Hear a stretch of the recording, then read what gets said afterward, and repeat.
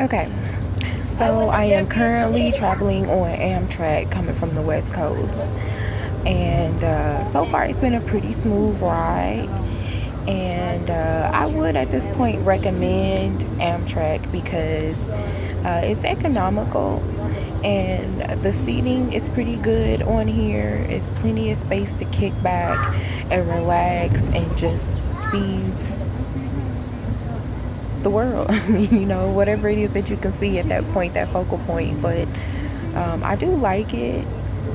I do think that it is a good opportunity to relax, study, clear your mind, read, pray, meditate, whatever it is that you want to do. There are a few key factors for things that I believe that you need on your trip to be successful when traveling on the Amtrak.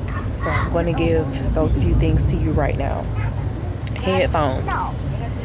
To channel out the noise that's what's going on around you, you need headphones, Bluetooth, Beats by Dre, whatever it is that you need to drown out, because there are children in front of me and in back of me and some adults that just won't shut up. So you need those things, okay? So you need some headphones. Make sure you have some good ones. Comfortable clothing and clothing that is smoothly transitionable. Like I have on like stretchy top and stretchy skirt and things that I can either pull off or on or slide off or on, because you don't have like full accessibility to bathrooms. You have like these little bathrooms that are kind of like on buses, Greyhound stations, and some of these bathrooms here on Amtrak are much smaller than just a regular coach. So you want to make sure that you have water. You want to make sure you take water with you. You could put it in your bag. I haven't seen any service that's doing searches to make sure you don't have your own bottled water. Make sure you have bottled water. Sleeping bag. I saw a young lady my last trip with a sleeping bag, and I was determined to make sure I had a sleeping bag this time. And I shimmied up in that sleeping bag and zipped myself up. It had a little hood, and I mean, best sleep ever. So make sure you get you something, a blanket, a small traveling pillow, a sleeping bag preferably is what I really do recommend. Okay. Wet wipes. You need hand sanitizer. You need wet wipes. Do not forget that. Snacks. I created a snack bag.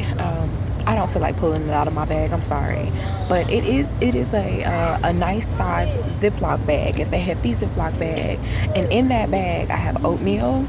I have 2 or 3 different kinds of nuts. Like I have peanuts, walnuts, cashews. I have tuna fish in there. I have peanut butter. I have 2 pears that I brought with me. I have Fiber One bars, like the little cheesecake bars. I just have snacks. Just make sure you have some snacks, because you may not be hungry. You may not want the food on here.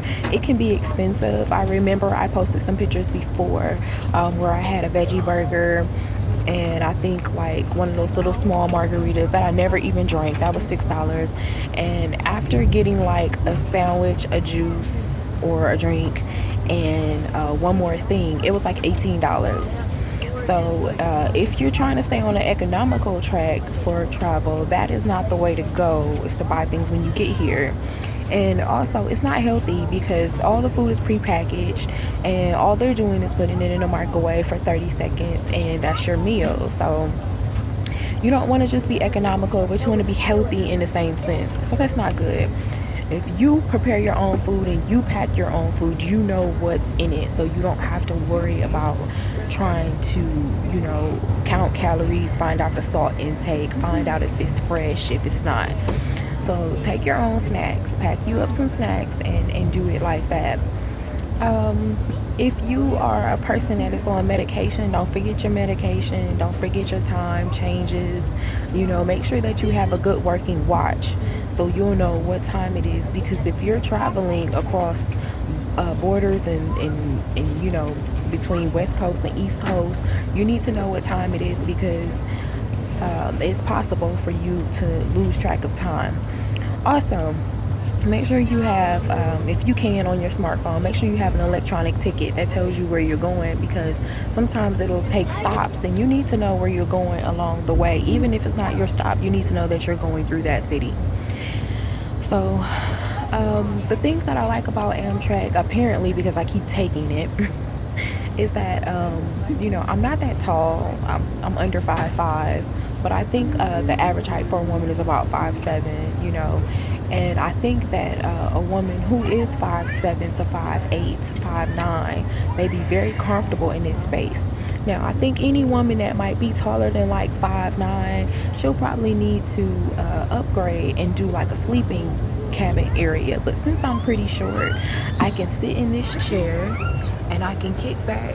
Here's my other chair, and I can kick back and like be in like a full-fledged bed because I'm kind of short. So I even let the other chair back and I slid to the side, and I was able to just lay down like it was a real bed.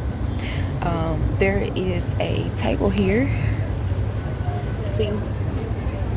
So, you can pull that down and do your work on your laptop or study or read or whatever it is that you like to do. And it's a pretty good deal. Now, the Amtrak can cost you anywhere from probably like, $150 to $300 to $500 if you want a sleeping area. So, children, told you, headphones, get them, keep them.